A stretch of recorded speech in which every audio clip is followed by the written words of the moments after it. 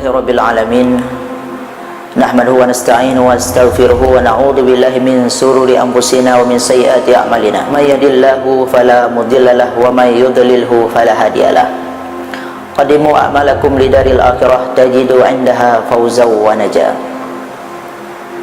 Agama Islam adalah agama yang sangat universal.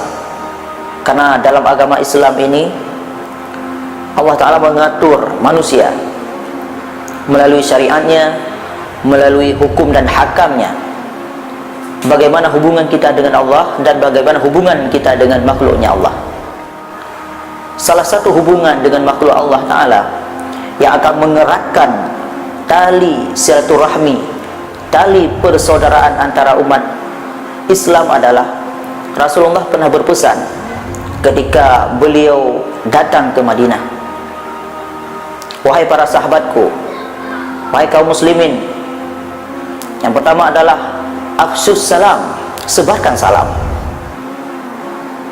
Katakan assalamualaikum, sebarkan salam. Engkau berjumpa dengan orang yang engkau kenal, engkau berjumpa dengan orang yang tidak engkau kenal, mereka adalah saudara kamu, maka sebarkan salam. Wa at'imut ta'am, dan berikan makanan. Sedekahlah makanan apapun, karena dengan murah hati, sebagaimana dikatakan tangan di atas lebih baik daripada tangan di bawah, ini akan mempererat persaudaraan sesama muslim. Muslim satu dengan muslim yang lain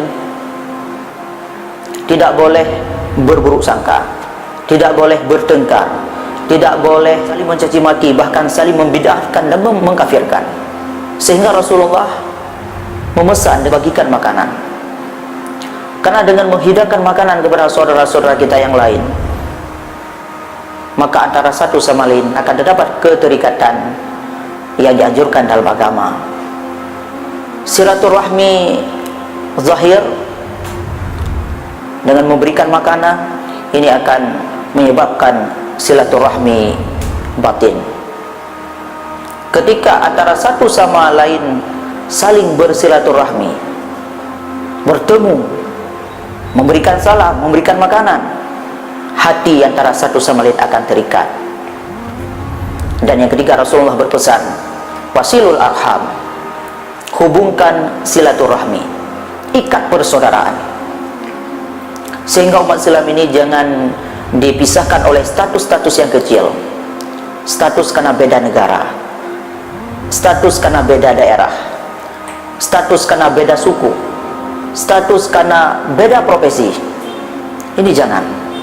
Akan tetapi itu status yang sangat remeh, status-status yang sangat kecil yang akan memecah belahkan antara satu sama lain sesama Islam.